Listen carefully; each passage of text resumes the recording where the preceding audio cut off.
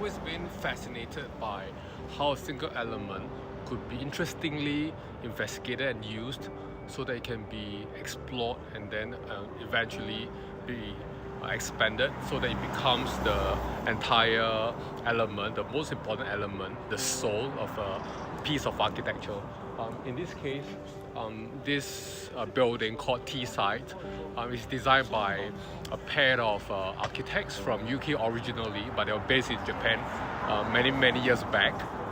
This is actually a bookshop. I'll show you something else, something further, very interesting.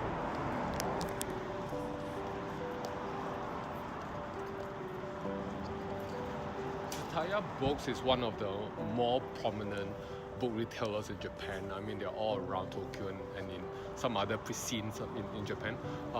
Tsutaya has commissioned the architects to design this particular flagship store of sorts, for them. So if you take a look at the facade, it's fairly interesting. Metals, there is prefab, each element in the shape of a T, and so that when you look from far and then there's a certain juxtaposition and a certain relationship between them, it becomes the entire facade, and that allows, very interestingly, light to enter, light to come out, as well as different porosity and transparency throughout the entire day and night.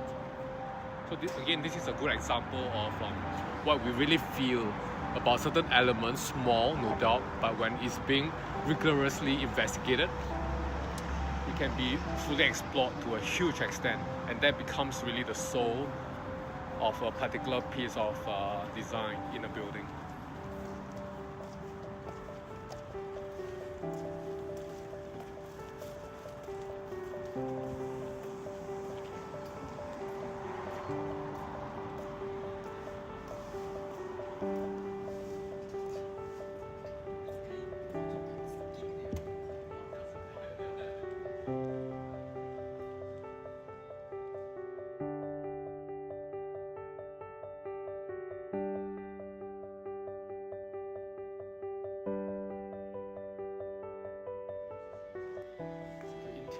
Warm in terms of colors and in terms of materials of wood that's being used, quite typically found in most Japanese interior. But of course, this being a Klein Dytham design, it has got lots of interesting plays of volumes of spaces, of areas whereby you can read, of areas whereby you can rest and interact and so on. Let's check it out to see whether I'm right.